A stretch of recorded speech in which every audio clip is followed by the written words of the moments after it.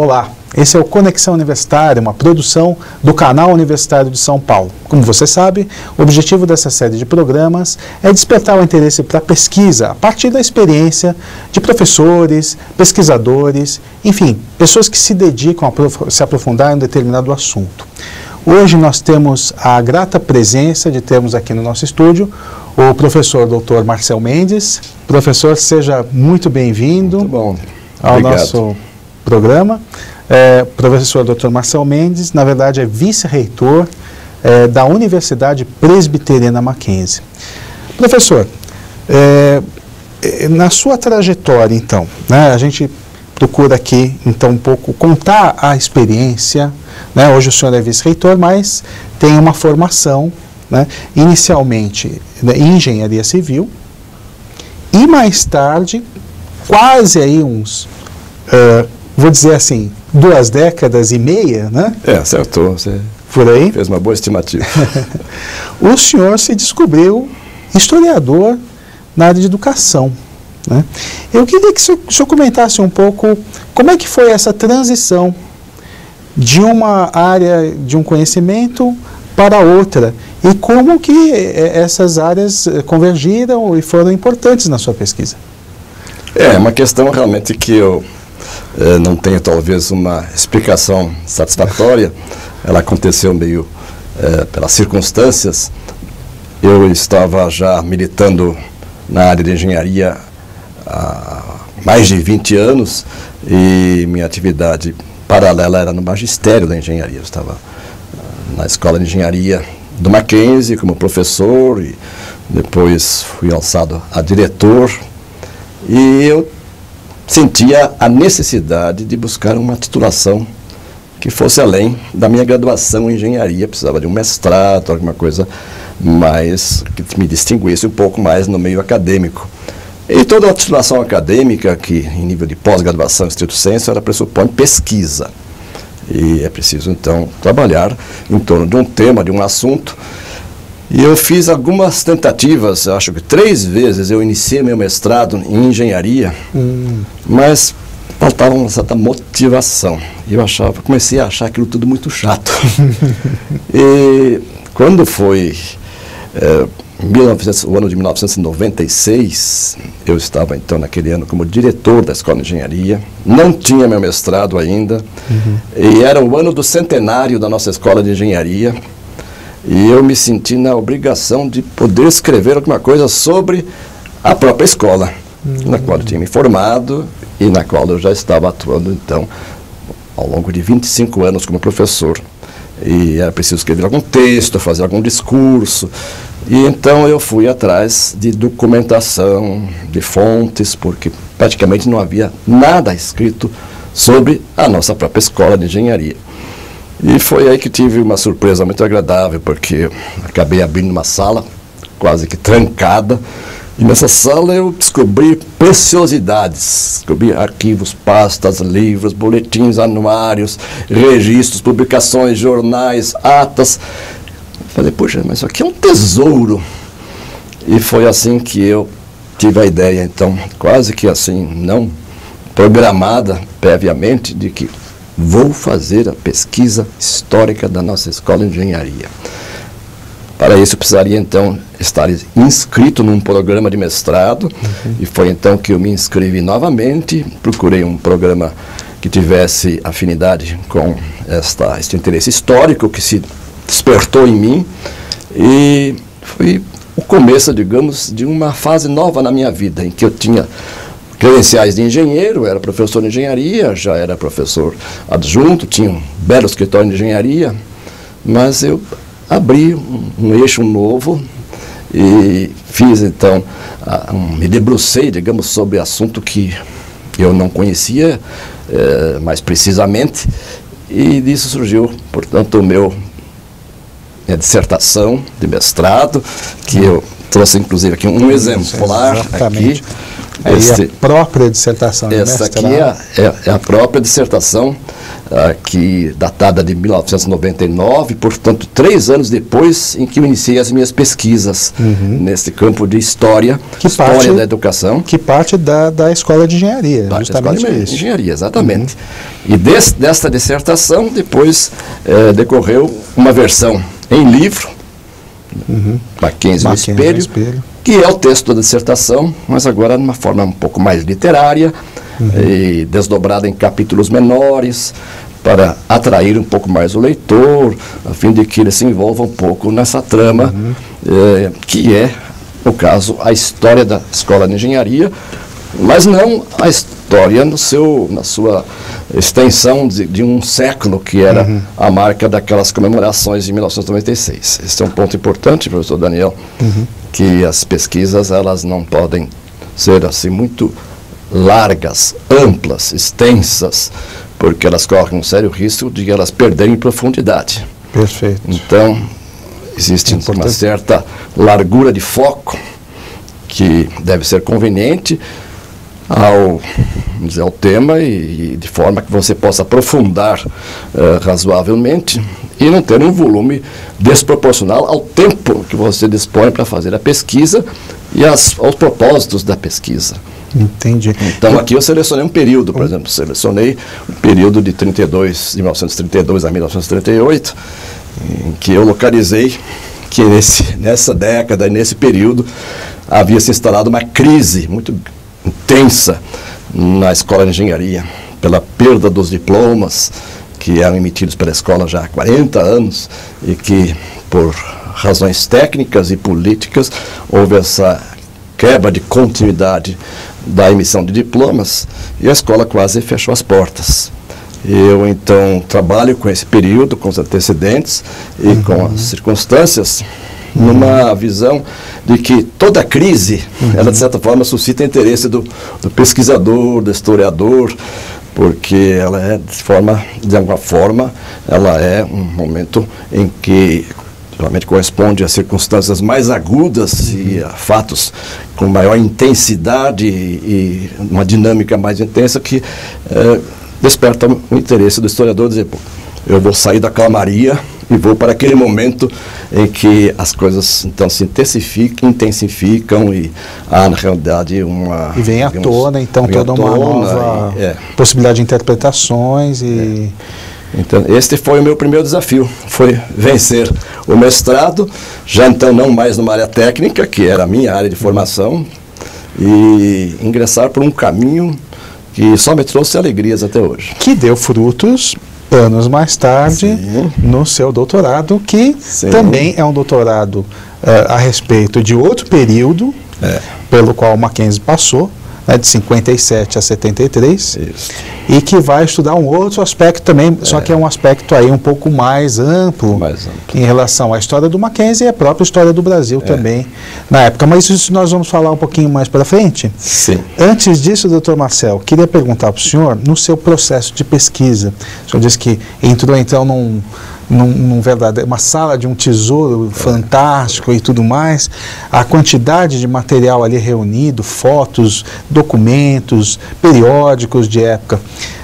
Como é que foi organizar esse caos, doutor Marcel? Porque até então, ninguém tinha se proposto a fazer um estudo, talvez na mesma preocupação, no mesmo foco que o senhor se propôs a fazer.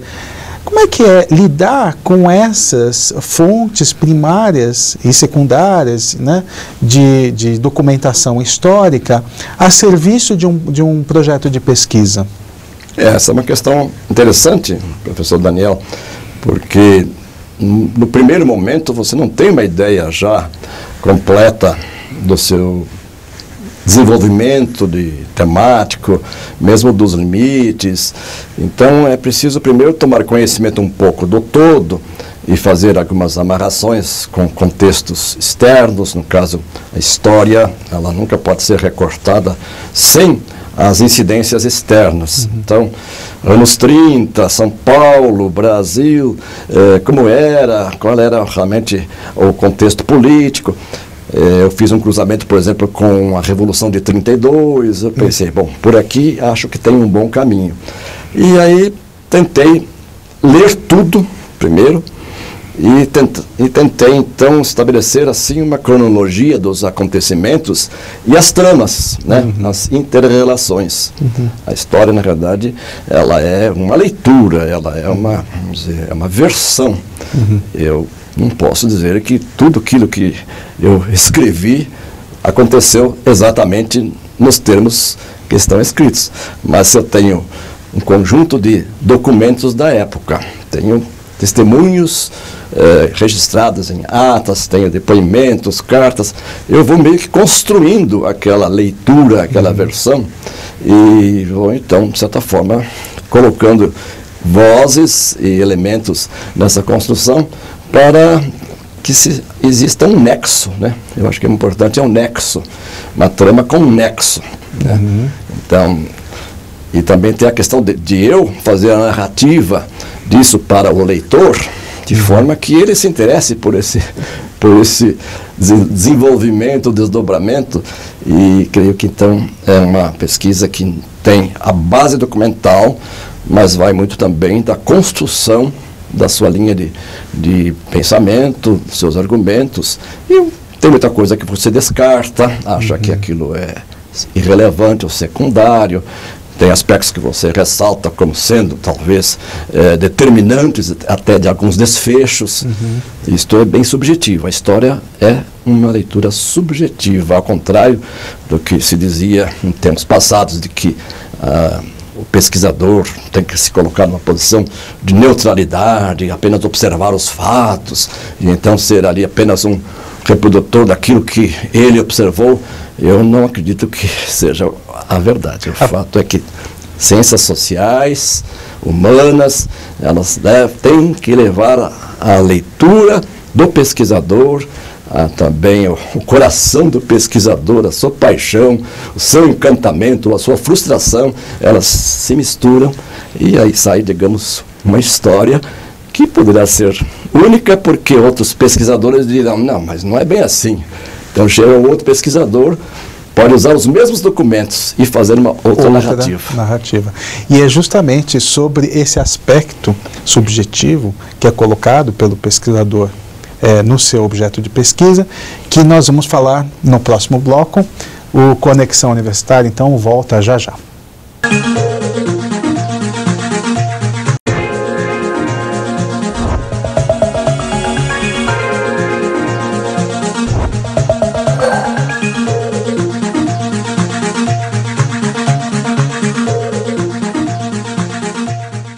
Estamos de volta com o segundo bloco do Conexão Universitária, uma produção do canal Universitário de São Paulo. Nós estávamos conversando agora há pouco com o professor Dr. Marcel Mendes, magnífico vice-reitor da Universidade Presbiteriana Mackenzie. Professor, é uma honra tê-lo aqui no canal Universitário. Obrigado. Que, aliás, é o canal Universitário de São Paulo que o senhor foi um dos fundadores. Tive esse privilégio de participar das origens do canal universitário em 1997. Então, nós estávamos conversando no bloco passado a respeito da subjetividade ou da releitura que o historiador faz a partir da sua pesquisa e acaba criando uma nova interpretação, uma nova versão, digamos assim, dos fatos a partir da sua análise, né? O senhor, anos depois, como pesquisador da história do Mackenzie e aí abrindo mais o leque para o Mackenzie como um todo, né, como universidade já, que o Mackenzie Universidade é a partir de 52 que ele se torna uma universidade, né? O senhor então realiza pesquisa de doutorado que é justamente tendo como objeto, como estudo de caso, a Universidade Mackenzie. Como é que surgiu a ideia desse projeto? Se o senhor se inspirou lá atrás no mestrado, na hora que encerrou o mestrado deu vontade de continuar, como é que foi? Aconteceu que eu, ao encerrar o mestrado, eu me senti assim realizado nesse desafio, digamos, de tentar delinear aí o desenvolvimento de um período da nossa escola de engenharia. Meu orientador no Mackenzie, que me conduziu ao longo do mestrado, ele também se empolgou com essa experiência minha e me desafiou a fazer um doutorado. E aí já estava mais clara a linha, que era um viés histórico, e então ele me incentivou, me estimulou a participar do processo seletivo para um doutorado na Universidade de São Paulo, na área de História Social. E para um engenheiro civil do Mackenzie, de repente se encontrar dentro de um programa de História Social, doutorado na USP, era uma experiência assim realmente desafiadora, né? Desafiadora, né? Desafiadora. Eu me lembro até hoje que numa primeira aula lá, o professor perguntou o perfil de cada um e todos se apresentaram lá como formados em História, em Sociologia, Antropologia. Aí eu me apresentei lá, engenheiro civil, formado no Mackenzie. O professor me encarou assim como, que corpo estranho é esse? Onde é que você veio cair aqui? E, felizmente, eu fiz as minhas disciplinas, passei com um conceito máximo em todas elas, nunca faltei uma aula, mas tive certa dificuldade de delimitar, ou enfim, de escolher qual seria o assunto. Alguém me disse, não fique apenas falando de Mackenzie, parece que o seu mundo é todo só Mackenzie. Mas era aquilo que me tocava ao coração. E como a instituição é antiga, é rica de história, e pouca coisa se encontrava escrita, eu achei que eu devia realmente, então, seguir esse eixo, expandir um pouco a questão institucional e me debruçar sobre um outro período que também apresentasse crise. Foi assim que eu encontrei na avaliação assim, inicial, encontrei um período crítico da instituição Mackenzie, quando ela deixa de ser uma instituição vinculada a entidades norte-americanas e passa para mãos brasileiras, e não passa de uma forma suave, ela passa com tropeços, com confrontos, com discussões de intensidade até bastante grande. E eu pensei, puxa, essa história merece ser contada. E eu fui a fontes outras, então, procurei o Centro Histórico do Mackenzie, que existe e tem um acervo maravilhoso, é pouco utilizado ainda. E comecei então a me cercar de documentos, e cópias, e de atas, e eu reuni, assim, sem exagero, já numa perspectiva de que eu trabalharia um período de mais ou menos 10, 15 anos, e foi, por fim, foram 17 anos, 16 a 17 anos, e reuni muito material a respeito. Então, eu tinha mais de 5.000 cópias xerox de documentos ao meu redor, agrupados, e eu tentava, então, delinear um fio condutor que me desse uma certa sequência lógica e que permitisse avaliar também as incidências externas. Só uma dúvida, doutor Marcelo, nessa época o senhor continuava, não parou de exercer a função que o senhor tinha para a pesquisa, o senhor continuava conciliando a vida de... Na época... Nessa época eu estava numa função executiva na mantenedora, Instituto Presbiteriano Mackenzie. Tinha sido vice-reitor, tinha sido diretor, mas naquele período exatamente eu trabalhava no gabinete da presidência do Mackenzie e tive até o privilégio de dispor de alguns horários que me facilitaram um pouquinho a vida, de ter acesso a arquivos, até então praticamente arquivos fechados, né? E eu tenho até hoje uma coletânea de documentos que eu fui reunindo e que me permitiram então construir uma história de um Mackenzie mais recente, numa transição institucional muito delicada e complexa, com situações de conflito mesmo entre comunidades de mackenzistas, de antigos alunos, e a igreja presbiteriana despontando como a favorita nessa transação, ou transição institucional, e o país fervilhando.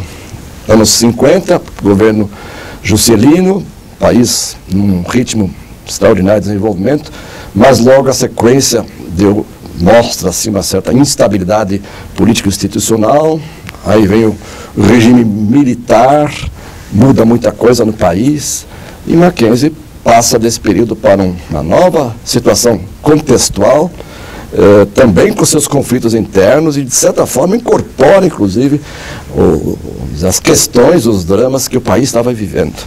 a ponto de, ao final desse meu período que eu escolhi e delimitei até 73, nós estamos aqui no auge do milagre econômico do país, o regime estabilizado. O Mackenzie, de certa forma, foi uma caixa de ressonância daquilo que estava acontecendo no nosso mundo. E acho que isso é muito válido, porque a história não pode ser realmente recortada como se fosse uma ilha, aquele objeto fosse uma ilha, claro, e o mundo estivesse rodando sem ter nada a ver com isso. Independente, então, né? Então esse foi mais ou menos o meu caminho, e eu, à medida que eu ia lendo, eu ia me animando, ia encontrando realmente uma sequência, e eu tive assim, a condição de produzir um texto que foi a tese de quase 400 páginas, que está aqui o volume aqui desta tese, na sua versão realmente original, inclusive com as marcas que utilizei por ocasião da minha defesa. Ainda as marcas das escolinhas, né? E isso tudo me fala muito ao coração, porque foi um dia memorável na minha própria história pessoal de vida, e tenho essa tese hoje guardada, inclusive fisicamente, assim com muito carinho, porque eu já estava com 59 anos de idade. Isso é um fato importante. Estava então me doutorando pela USP, conquistei o grau máximo de nota 10, com distinção e louvor. Mais tarde, então, né, a tese então é de 2005, né, o senhor defendeu em 2005, e alguns anos mais tarde o senhor transforma essa tese em um livro chamado Tempos de Transição, a nacionalização do Mackenzie e a sua vinculação eclesiástica. E aí o período, né, 57 e 73. Doutor Marcel, como é que é transformar uma tese cujo objetivo é uma defesa de um determinado argumento científico, etc. e tal, num livro que muitas vezes é direcionado para um público mais genérico, ninguém está preocupado ali em verificar a questão do projeto científico e tudo mais, mas quer ter uma boa leitura, quer ter uma leitura agradável, quer conhecer a história de uma instituição como a do Mackenzie, que é tradicionalíssima em São Paulo. Como é que foi essa adaptação, doutor Marcelo? Esta ideia surgiu no dia da defesa. Eu estava defendendo a tese, um dos meus arguidores disse: esta tese tem que virar livro. Poxa, mais uma tarefa, né? Mas achou que tinha terminado? Achei que tinha terminado, estava começando uma nova etapa, né? E aí eu pensei, inclusive, assim, bom, preciso tornar mais, vamos dizer, mais palatável essa discussão toda. Mas não posso perder o rigor histórico. Para você ter uma ideia, o próprio livro aqui, ele remete a 1072 notas de rodapé ou referências para encaminhar o leitor que tem interesse mais de se aprofundar às fontes. A história, na verdade, é uma trama que você constrói a partir de fontes, né? Tem mais alguma dica que o senhor dá para quem está interessado em desenvolver algum tema, em se aprofundar em algum assunto, que tem curiosidade e quer começar a fazer uma pesquisa? Eu diria, professor Daniel, que nós devemos levar em conta o que o coração nos diz. Ou seja, se você tem que fazer um trabalho acadêmico que pode ser muito chato, você pode, por outro lado, também escolher algo que lhe toque ao coração, ou que tenha a ver com o seu mundo, com o seu universo, e que possa então você encarar aquilo não apenas como algo intelectual, acadêmico, mas algo também em que você se realiza fazendo o desenvolvimento dessa pesquisa. Isso não se refere necessariamente a um tema histórico, mas pode ser uma pesquisa em sociologia, em antropologia, até nas ciências chamadas duras, um estudo de física ou de química. Você precisa ser despertado por um interesse, uma coisa que leve você a virar noite, se for necessário, a fazer viagens, ou buscar fontes, às vezes até inacessíveis, à primeira vista, para o quê? Para aprofundar o seu trabalho, para, enfim, você se envolve, né, afetivamente nesse projeto.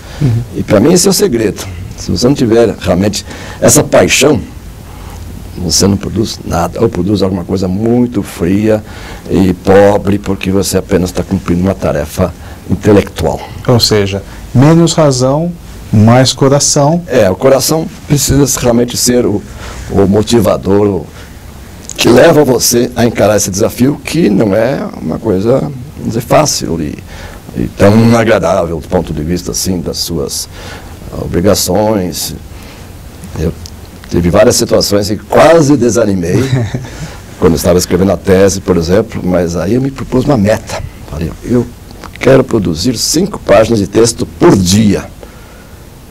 E eu estava em férias naquele período, aí fiz a conta, em 25 dias, tal, um mês eu consigo completar o número de páginas que eu tinha me proposto. Aí entrou engenheiro. Aí eu entrei do lado do engenheiro. Aí o que aconteceu? Quando eu escrevi a 5ª página, eu me atribuía o direito de descansar, de desligar um pouquinho. Bom, a tarefa de hoje está cumprida. Senão eu ficaria dia e noite naquela pressão de ter que não me daria nenhum direito de descanso ou de atenção para a família, de algum tipo de lazer. Mas com esta meta, eu fui então dando os passos e me considerando como realizado naquele pedacinho que era escrever um certo número de páginas por dia. E de pedacinho em pedacinho. De pedacinho em pedacinho. Quando eu cheguei na conclusão, eu já estava assim, realmente me considerando um pesquisador realizado, porque a minha tarefa então já era de concluir e poder então oferecer para a banca e para a sociedade, depois pelo livro, o resultado. É sempre interessante que a pesquisa não pode ser uma pesquisa abstrata, desvinculada da nossa realidade, né? No meu caso, por exemplo, eu tenho mais de 40 anos de convivência no Mackenzie. E escrever sobre o próprio Mackenzie é para mim também uma satisfação. Claro. E poder dar a outros também informações daquilo que a nossa instituição seus momentos históricos, acho que é uma contribuição, por modesta que seja. Com certeza. Doutor Marcel, eu queria lhe agradecer novamente a sua presença aqui no nosso canal universitário e dizer para você que está nos assistindo que caso tenha alguma dúvida, uma crítica, uma sugestão, mande um e-mail para nós no cnu@cnu.org.br e nós vamos ter o maior prazer em te responder. O Conexão Universitária fica por aqui e até uma próxima edição.